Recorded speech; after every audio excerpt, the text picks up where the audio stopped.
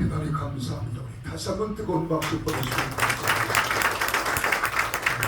이 시간에 2019년부터 지금까지 서슬이 10%를 문재인 정권과 싸워서 오늘까지 대한민국을 지켜가고 정권을 교체했습니다.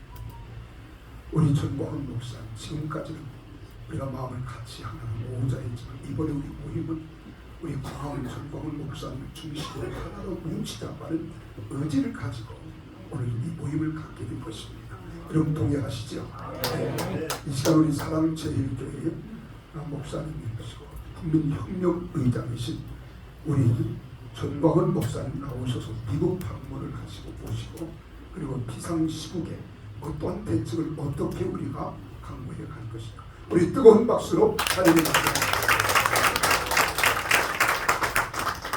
네, 존경하는 우리 한국교회 목사님들에게 먼저 제가 중심으로 사과의 말씀을 드리겠습니다. 많은 분들이 저를 보고 욕을 잘하는 목사라고 해요. 네, 제가 욕을 하는 이유가 있어요. 왜냐하면 문재인이가 대한민국을 해체하고 북한의 영광대로 넘기려고 하는 의도를 제가 짓는 알고 청와대 분수학 방향에서 텐트를 비밀 텐트를 쳐놓고 나는 거기서 더 이상 앉아서 있습니다. 목사가 자살하면 지옥 가니까 단식하다가 죽으면 천당을 간다. 그래서 열학을 읽었습니다. 물도 안 먹고 그랬더니 뭐 대구의 홍동열 여기 와 있는 홍동열을 비롯해서 와서 정강훈 너가 죽으면 그러면 싸움은 누가 할 것이냐 우리가 대신 돌아가면서 금식할 테니까 밥 먹어라. 그 말이 얼마나 감사한지. 그래서 내가 밥을 먹었는데 그 후로 이제 계속 문재인하고 대립하고 싸우다가 제가 3번 감옥을 가게 됐습니다. 3번 감옥을 가게 됐는데 이 문재인은요 간첩 짓을 하는 사람입니다. 본체가 간첩입니다. 이것은 지금도 구주화가 변호사가 재판을 계속했는데 2심까지 이겼습니다. 문재인은 간첩입니다. 완전히 간첩입니다. 이 도보다리에서 USB를 넘긴 거 한번 보세요. 영상 한번 보십시오. 세계 이런 정상회담이 있습니다. 배석자 없이 그것도 바깥에서 남들이 못 듣게 하려고 바깥에 나가서 그걸로 손으로 이때 USB를 넘겼습니다. 그래서 내가 76개 협의로 체포가 되어서 재판을 받게 되었는데 첫 번째 재판이 그겁니다. 왜 현역 대통령을 간첩이라고 했습니까? 내 가문에서 계속 질렀거든요. 문재인 이 간첩 새끼야. 계속 질렀거든요. 첫 번째 재판 제목이 왜 현역 대통령을 간첩이라고 했느냐? 이 재판부가 나한테 물었어요. 그래서 내가 이렇게 대답했습니다.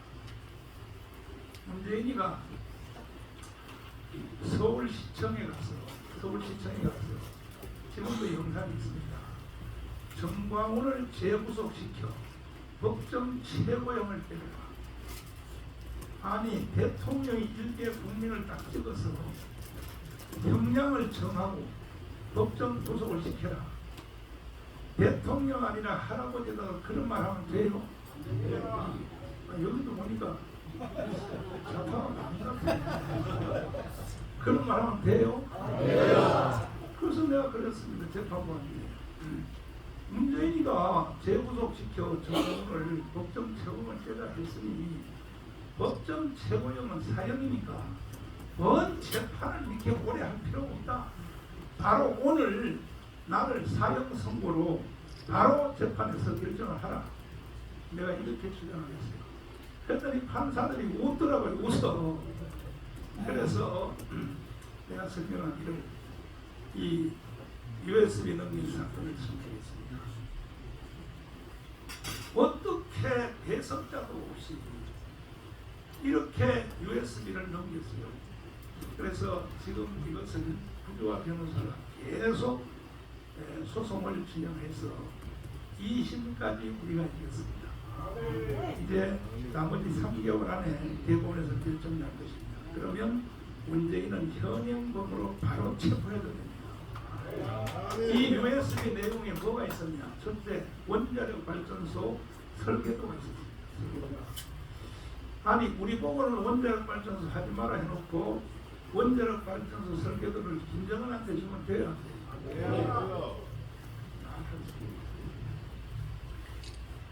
그 다음에 그 외에도 비밀이 거기 많이 들어가 있었습니다. 제가 한국 교회 또 목사님들하고 장로님들에게 사과를 드리는 것은 뭐냐면 제가 하는 말이 거칠어요. 근데 싸움을 하다 보니까 분노가 일어나는 거예요. 분노가 안 일어날 수가 없어요. 그래서 제가 말을 거칠기 위해서 여러분에게 상처를 주고 또 여러분들에게 심려를 미친 것에 대하여 내가 대단히 사과를 드리고 용서를 제가 빕니다. 그러나 요즘은 내가 그 깜방 3번 갔다 온 이후로는 내가 욕을 많이 하고 결국은 내가 이제 말을 순항만큼 하는데 그 대신에 폭발력은 적어져. 욕을 안 하니까. 그러나 이제 결국은 우리가 이 간호운동을 제가 7년을 했는데 7년 했는데 여러분 한번 조명하면 내가 간호운동 7년 안 했으면 윤석열 대통령이 당선될 수 있었을까요? 얘기도 잡혀가 손을 들어 내가 가문운동 7년을 목숨으로 안 했으면 윤석열이 대통령 될 수 있었다. 손 들어봐요.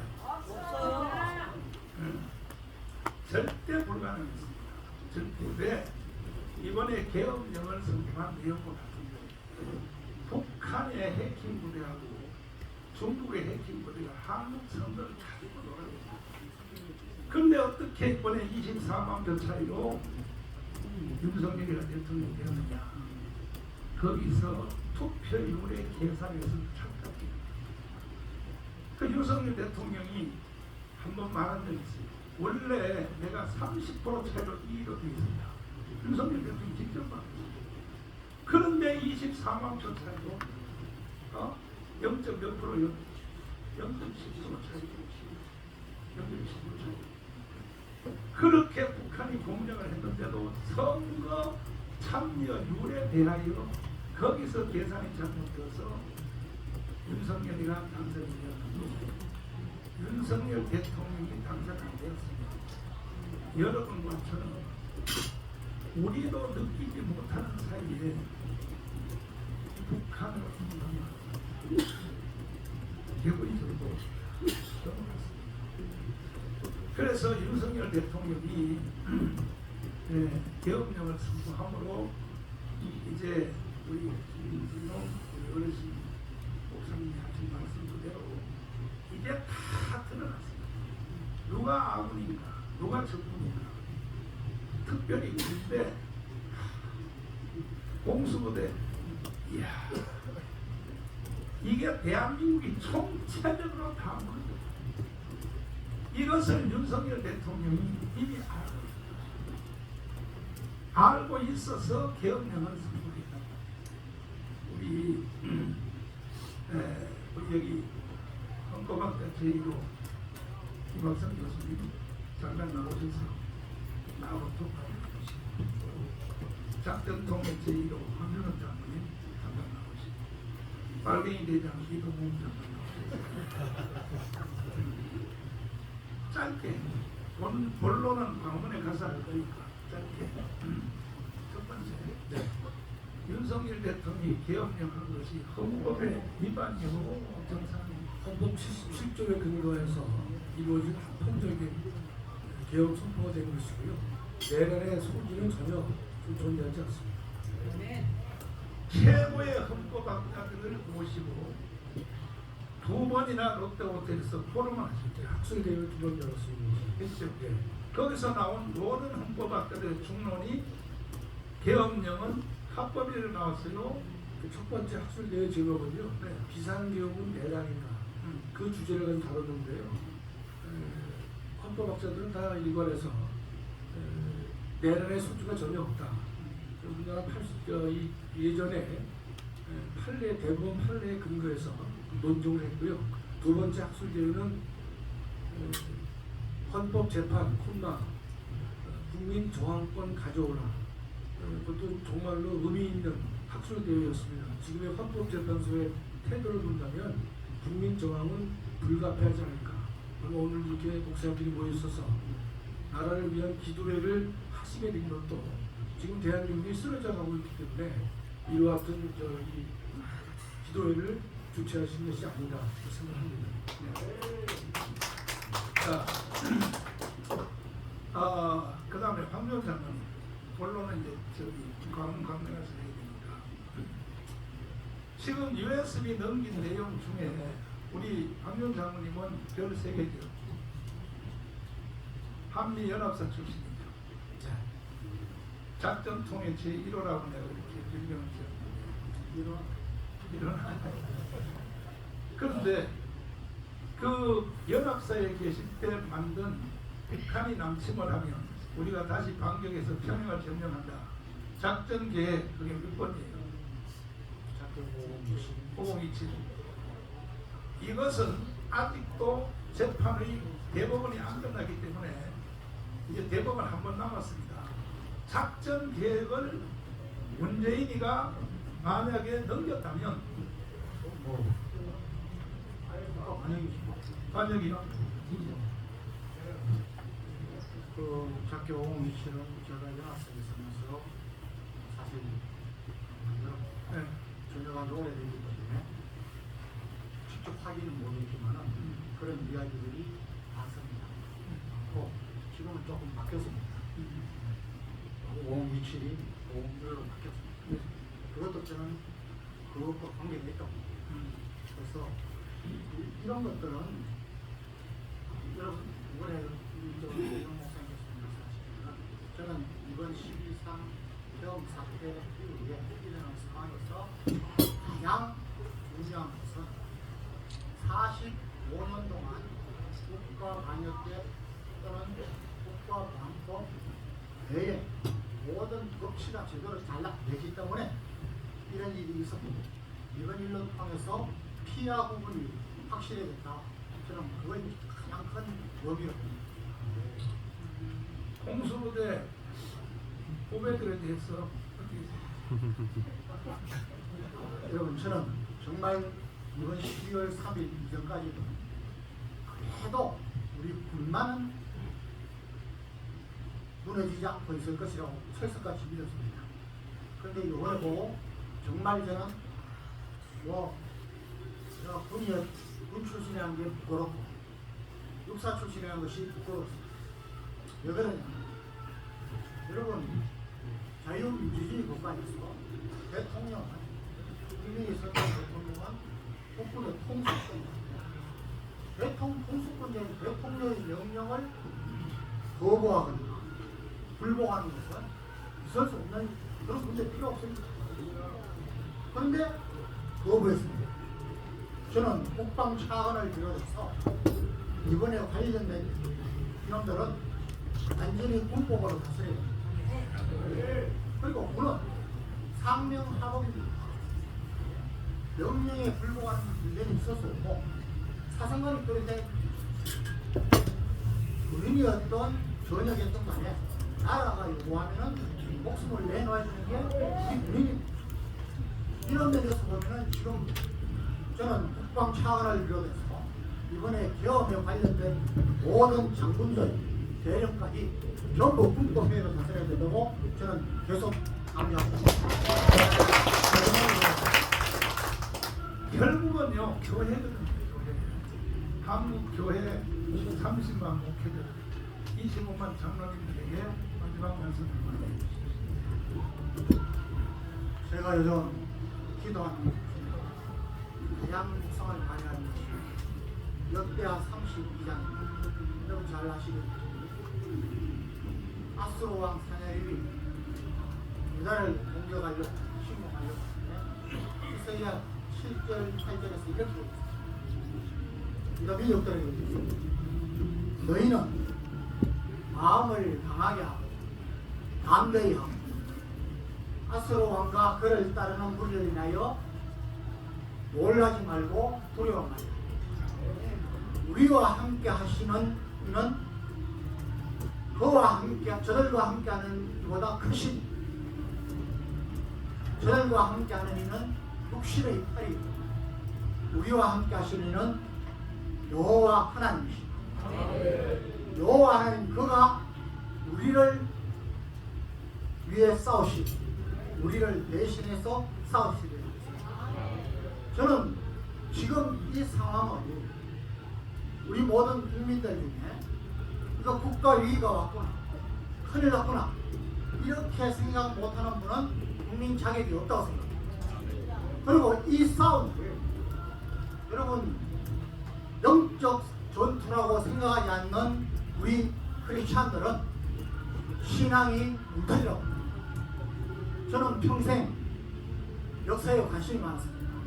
그리고 저녁에서는 대학교와 대학원에서 역사를 가르쳤습니다. 여러분 베트남이 패망한 게 불과 얼마 전입니다. 75년대에 패망했습니다. 베트남의 패망 원인을 그대로 지금 우리가 답습하고 있습니다. 여러분 주월 공사를 지냈던 이대용 장군이 여러분 그는 베트남이 패망하는데 우리 교포를 살리기 위해서 한미를 동출하기 위해서 서 있다가 포로가 됐습니다. 5년을 포로 생활했습니다. 그분이 나중에 석방돼서 와서 이 이야기를 했습니다. 베트남이 멸망한 것은 군사력이 부족해서가 아니고 네 가지 때문에 첫째는 국민들이 거짓말과 속임수에 무너진 상태였다. 두 번째는 간첩들이 많았다. 여러분 베트남 그때 인구 2천만 명 중에 0.5%도 아닙니다. 0.5%인 9만여 명의 간첩과 그를 따르는 사람들 때문에 망했다는 겁니다. 그리고 대본 때문에 망했다. 그리고 부정부패 때문에 망했다. 저는 지금 우리나라가 그때 베트남보다 훨씬 위험하다. 간첩만 여러분 제가 황영엽 선생을 몇 번 만났습니다. 황영엽 선생은 5만 명이라고 했습니다. 제가 물어봤습니다. 우리 군에도 있습니까? 있다고 했습니다. 김국선 선생 15만이라고 했습니다. 저는 더 된다고 이번에 보니까 여러분 각 분야별로 김일성 장학생을 포함해서 여러분 우리 교회에도 교회도 목회자 장로들 중에 너무 많습니다. 저는 이번 기회에 정말 제가 말씀드린 역대하 32장 아수르 왕을 이재명으로 바꿨어. 여러분 이재명과 그를 따르는 사람들 때문에 우리가 놀라거나 두려워해서는 안 됩니다. 하나님이 되시기 때문에 저는 지금 겁이 나는 게 있습니다. 하나님이 우리의 기도를 들어주시지 않으시고 우리 한국 교회를 보시고 우리 목회자들을 보시고 우리 장로들을 보시고 징계할 수밖에 없는 상황으로 가느냐. 저는 이것이 두렵습니다. 옷을 찢지 말고 마음을 찢고 한국 교회가 났으면 이거 금방입니다. 여러분 천만 하는데 한국 교회가 났으면 우리 크리스찬들이 나오면 1,700만입니다. 여기에 군 출신들 나오면 그냥 1,200만입니다. 여러분 이번에 싸워야 됩니다. 여러분 공산주의 사회주의 독재 국가에서 러시아가 6천만 명, 중국 7천만 명, 베트남 3분의 1이 죽었습니다.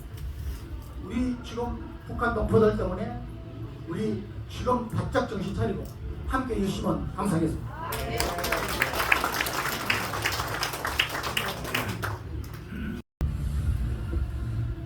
지금 보안법이 살아있어요, 죽었어요? 보안법 사실상 없는 것이죠.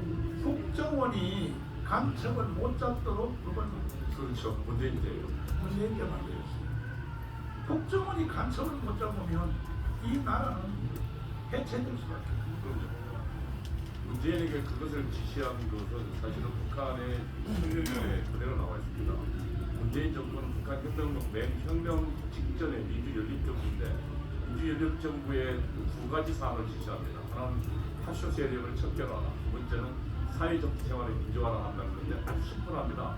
사회정치 생활의 민주화는 두 번째 거는 뭐냐면 국가보안법을 철폐하고 혹은 국가보안법을 무력화하고 그 다음에 간첩 잡는 기구를 무력화하는 것입니다. 그래서 문재인 정권 때 기무사령부 아예 그냥 해체시켜 버렸고요. 그리고 결국은 뭐냐면 국가보안 간첩을 잡는 기구를 아예 그 기능을 못하게 만들었습니다. 그게 북한이 지령한 것입니다. 그리고 파쇼 세력을 타도하라 해서 파쇼 세력은 하나는 정치 세력과 경제 세력인데 경제 세력 재벌들은 전부 다 감옥 보내버렸습니다. 그리고 정치 세력은 당시에 전직 대통령 2명, 국정원장 3명을 포함해서 200명을 전부 감옥 보냈습니다. 이게 파쇼 세력 척결하라는 북한의 기준인데 홈게임은 광장에서 하고 대한민국이 지금 정치, 경제, 사회, 군사, 외교, 언론, 문화 전체가 북한이 완전히 장악했다고 생각되는데 어떻게 생각하세요? 저도 그 의견에 동의합니다. 왜냐하면 당시 전대협 그리고 한총련 이 출신들이 사회 각계에 진출했고 특히 법조계 그 다음에 뭐 문화계 그 다음에 뭐 언론계 다 진출해서 지금 현재 민노총하고 그다음 그와 연합하는 세력들이 다 장악돼 있습니다. 법조계도 이번에 뭐 드러났겠지만 서울 서부지법 같은 경우 완전히 좌파 아예 그냥 진지가 되어 있었고 헌법재판소도 절반 같은 가까이가 거의 그 좌파 판사로 재판관으로 세워지는 그런 상황입니다. 이명박 깜빵 보냈고 예, 또 박근혜 깜빵 보냈고 예, 그 정도. 지금 현재 윤석열 감옥에 가 있는 거 이거 다 누가 하는 짓이에요? 그 북한이 지금 현재는 이렇게 생각합니다. 명백하게 그 주사파, 북한의 지령을 받는 주사파가 국회를 장악한 이재명과 더불어서 일으키는 반란. 자, 됐어요. 김하성 교수 다시 한 번만. 결국은 이제 우리가 이런 걱정만 해서는 안 되고 지금요 저는요 40년 외국운동하면서 대통령 윤석열 대통령이 가지고 있는 정보 다음에 두 번째는 내가 가지고 있습니다. 왜? 관심이 못 지식입니다. 여러분들이 관심이 없으니까 모르는 거예요. 국가가 어떻게 돌아가는지 모르는 거예요. 관심이 못 지식입니다. 나는 40년 전부터 애국운동을 했기 때문에 윤석열 대통령 다음에 정보를 제일 많이 가지고 있습니다. 왜? 관심이 있습니다. 그러면 해결책이 딱 하나밖에 없습니다. 지금 딱 해결책이 하나밖에 없는데 뭐냐?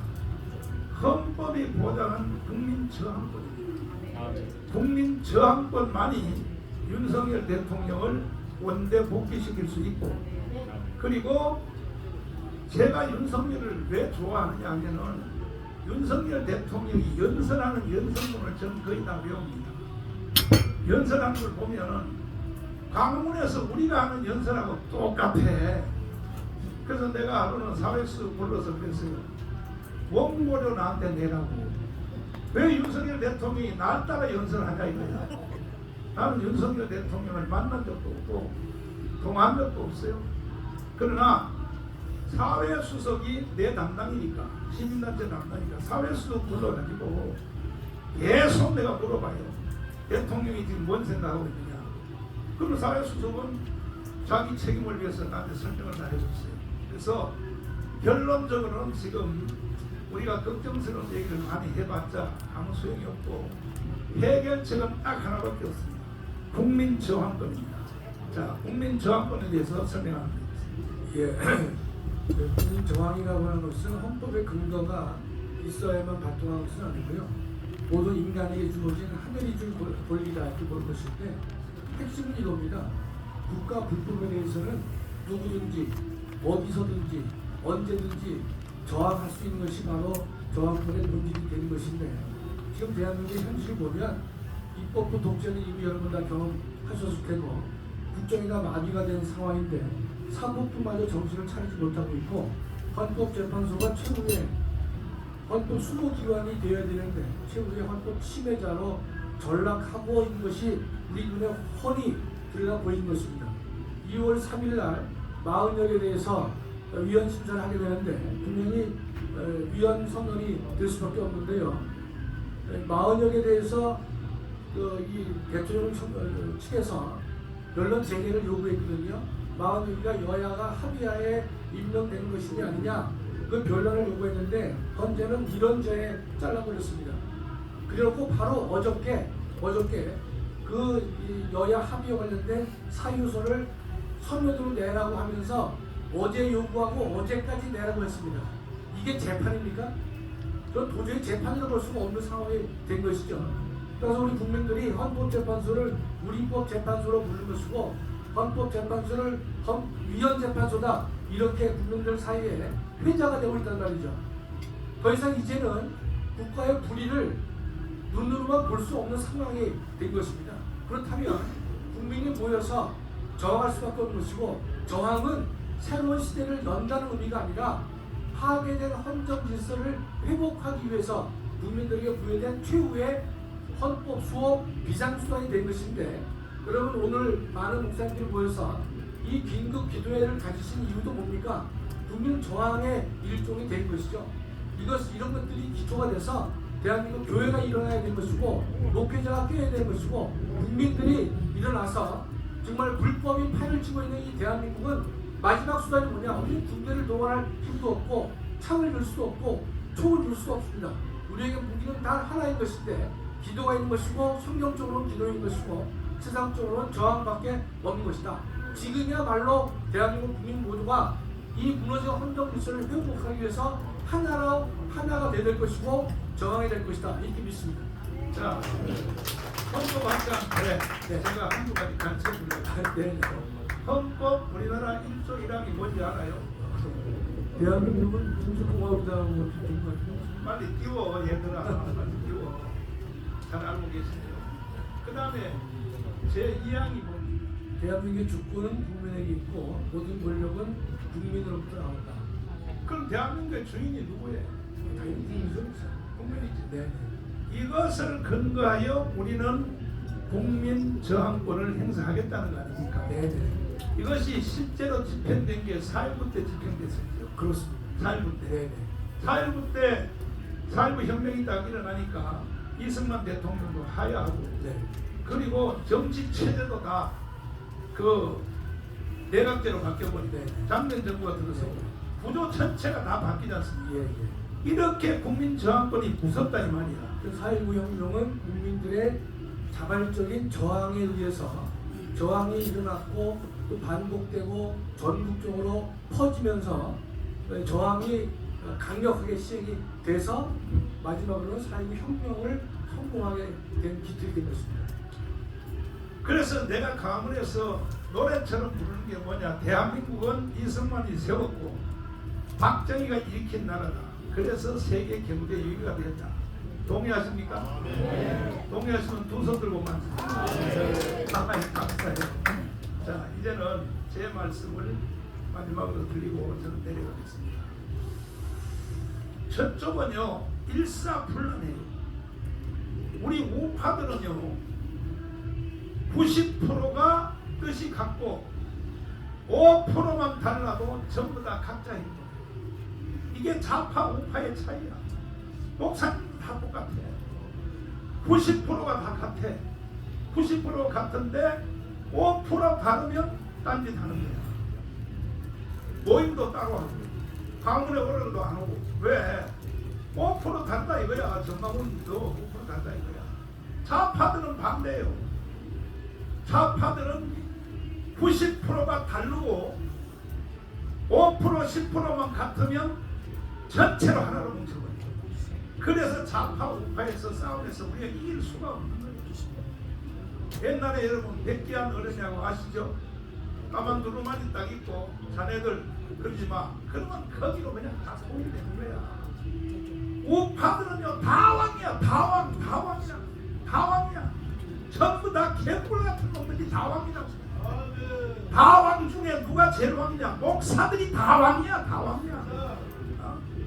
얼마나 나한테 씹는 메시지가 하루에요 1000통 이상 와요. 1000통 이상 나한테. 정광훈 너 이렇게 하지마. 이렇게 목사들이 나한테 1000통 이상 보낸다니까요. 내가요 가문운동을 삽쳐내고 싶은 마음이 이 속에서부터. 그럼 너가 한번 해봐. 너 한번 해보란 말이야. 가문에서. 그러니까 나라가 북한으로 넘어가는 거 모르고 이 목사님들이 그것도 평신도가 아니에요. 목사님들이. 그러나 희망이 하나 생겼어요. 뭐냐? 2030 애들이 알아들었어요. 한 번도 아멘 안 하지. 2030 애들이 여기 있는 목사님보다 더 나아요. 2030 애들이 깨어났단 말이에요. 깨어났단 말이에요. 그래서 절대로 나라는 북한으로 안 넘어갑니다. 최후의 공로는 2030들이 가질 것입니다. 그러기 전에 목사님들이 가문 광장으로 30만이 동시에 한번 나와 달라 이거야. 그래야 자유통일이 된 뒤에도 목사님들이 할 말이 있죠. 북한에 있는 지하교인들한테 가서 우리가 통일시켰다 할 말이 있을 거 아닙니까? 김민석이가 내가 트럼프 취임식에 초대를 받고 내가 뭐 잘나서 초대받은 것이 아닙니다. 저는 워싱턴에 로펌을 샀어요. 정치 로펌이요. 미국은요 합법적으로 로비를 하게 돼 있어요. 제가 한 달에 7,500만 원을 내요. 7,500만 원을 내면서 왜? 미국 없이는 절대로 대한민국 문제 해결 안 된다는 거예요. 미국 때문에 우리가 해방이 됐고 미국 때문에 우리가 6.25를 이겼고 미국 없이는 안 된다는 것을 나는 이승만을 목숨 걸고 공부했기 때문에 알아서 워싱턴에 박동선 지난달에 돌아가신 박동선 그 회장님이 추천해줘서 최고의 정치 로펌을 샀어요. 한 달에 7,500만 원 낸다니까요. 이번에 가서 내가 다시 재계하겠습니다. 제거했는데 왜? 조건이 뭐냐? 상원의원 100명을 다 만나게 합니다. 내가 지금 21명 만났습니다.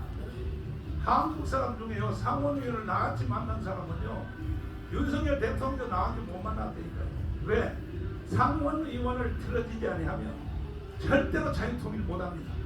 그래서 자유통일 상원의원 100명 이번에 다시 재개하겠습니다. 그리고 트럼프를 만나게 한다. 트럼프 만나게 한다고 했습니다. 그래서 내가 2월달에 다시 또 미국을 가야 될 가능성이 있습니다. 왜? 트럼프가 이번에 대통령 안 됐으면요 대한민국 문제 해결 안 됩니다.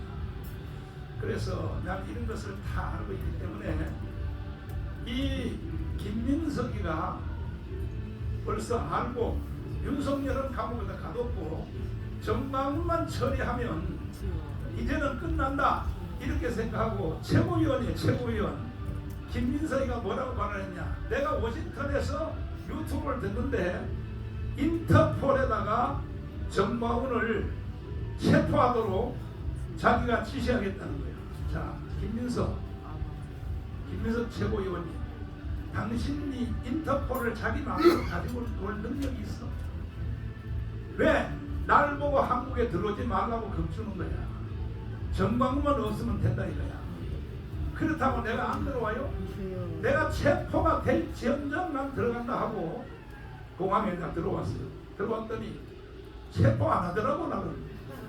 그런데 이 김민석 이놈이 완전히 공갈친 거야. 자, 한번 들어봐. 특별히 전광훈 집회의 책임을 엄정히 짚을 때가 되었습니다. 탄핵 반대 집회에 동원 알바비 지급을 공언하고 공수처 인근 분신 사건 후에는 효과 있는 죽음의 기회를 주겠다고 망언했고 서울구치소에서 윤석열을 강제로 데리고 나와야 한다고 선동하고 서부지법 앞으로 모이자고 주도했습니다. 무엇보다 헌법을 부정하고 폭력을 조장하는 국민 저항권이라는 해괴한 개념을 내세운 것은 반국가 세력 척결을 내란의 명분으로 삼았던 윤석열과 똑같은 가짜 자유민주주의 패션 논리입니다. 자유민주주의를 파괴하고 폭력을 조장하는 전광훈식 극단주의가 민주헌정의 새로운 최대 위협 요인입니다.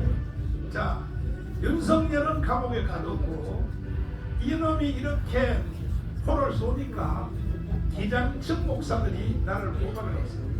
기장청 목사들이. 그 다음에 여러분 언론들 한번 보세요. 기가 막히는 거야. 정강훈 수사 빨리 촉구하라. 이거는 연합뉴스고 뭐 MBC고 YTN이고 계속 나오는 거야. 자막뉴스로 정강훈 구속 빨리 진행하라. 쟤들은 저렇게 짝짜고 하는 거예요. 짜고. 우파들은요 콩가루 집안이요. 콩가루 집안.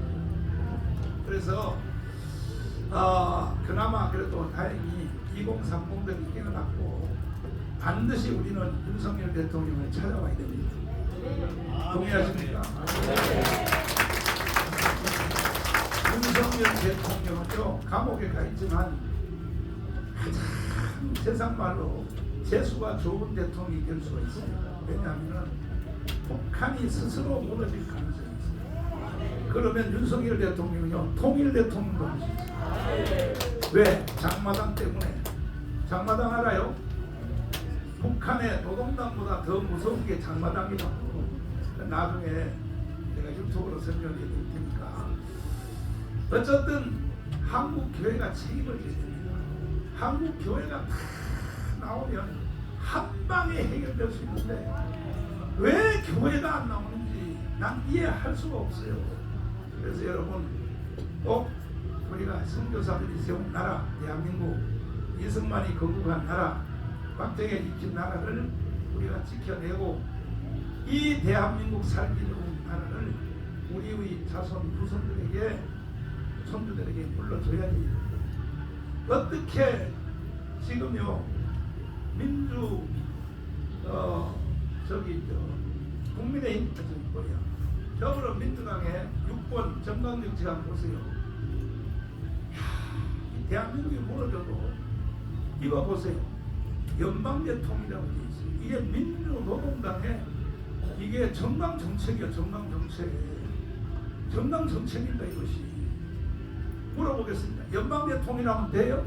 돼요. 연방대통이 되면 교회는 어떻게 돼요? 그런데도 목사님들이 정신을 못 차린다 이 말이야. 이게 민주노동당에 지금도 인터넷 들어가 보세요. 어저씨 딱 나와 있어요. 더불어민주당. 그래서 절대 한국교회는 질 수도 없고 져서도 안 되니까 다른 거 할 것 없어요. 광화문에 1000만 명 모이면 국민 저항권을 걸어붙입니다. 반드시 우리가 승리합시다. 감사합니다.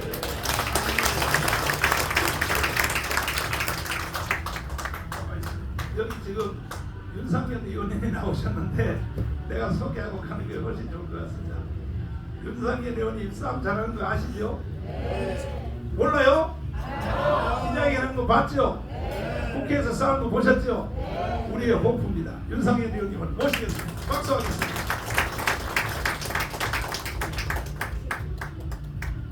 예, 윤상현입니다. 인사 올리겠습니다. 저는 항상 우리 목사님들 모셔서 이상시고 기도에 라는 말씀을 주고 주님의 거룩한 영광을 위해서 임하는 정치적 교과를 소망하는 사람으로서 가지겠습니다.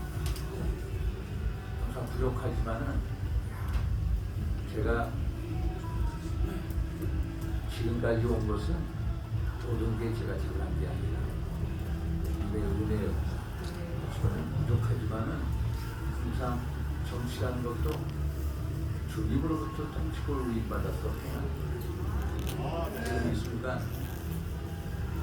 정말로 우리 목사님들 우리 광화문운동을 선도하시고 최고의 전사로서 큰 역할을 해주시고 자유민주 체제 소의 최고의 기술 역할을 해주시는 존경하신 중광 목사님, 그리고 우리 자유우파 운동의 멘토 역할을 해주시는 김종호 목사님, 또 여러 목사님들, 우리 영천 스님, 이 모든 게 정말 감사하면서도 송구스럽다. 저희 제도권에 있는 저희들이 제대로 역할을 못해서 광장으로 방향으로 계속 목사님들을 내 올리게 하는 것 같아서 정말 고생합니다. 오늘 존귀하신 김종 목사님 말씀 중에 시편의 한 구절, 여호와를 하나님으로 삼은 나라 그 나라의 백성은 기쁘도다. 하나님의 기업으로 선택된 백성은 복되다.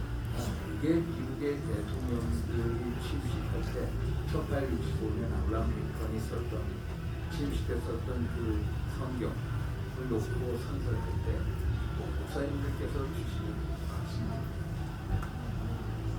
여호와를 하나님으로 삼는 나라, 곧 하나님의 나라의 기업으로 선택된 백성을 복되다. 결국 신실한 믿음만이 나라를 잘 살릴 수 있다. 신용을 갖고 있습니다. 지금 대통령 탄핵, 구속, 이 사태, 문제는 자유민주주의 체제의 소를 위한 체제 전쟁입니다. 이것은 제가 기독교인이냐 또 불교 신자냐를 넘어서는 문제고, 제가 보수냐 종교냐 진보냐를 넘어서는 자유민주주의 체제의 소를 하는 성스러운 싸움을 하는 거다. 정말 우리나라를 붕괴시키고자 하는 전국 수사과 카르텔, 부정부패 선과 선관위 카르텔, 또 자바사와 카르텔과의 싸움에서 반드시 승리해야 되는 절대 전령의 역사가 마음을 저는 갖고 있다고 생각합니다. 저는 성경 구절에 나오는 에스더 왕후가 아하수에로 왕 앞에 나가서 죽으면 죽으리라 라는 심정으로 하만이 자한테 나섰던 것처럼, 저 윤상현 이 자리에 계신 목사님, 또 우리 영천 스님, 또 애국 시민분들과 함께, 또 윤석열 대통령과 함께 죽으면 죽으리라 라는 그런 심정으로 자유민주주의 체제를 수호를 위해서 같이 싸우겠다는 말씀을 꼭 드리고 싶습니다.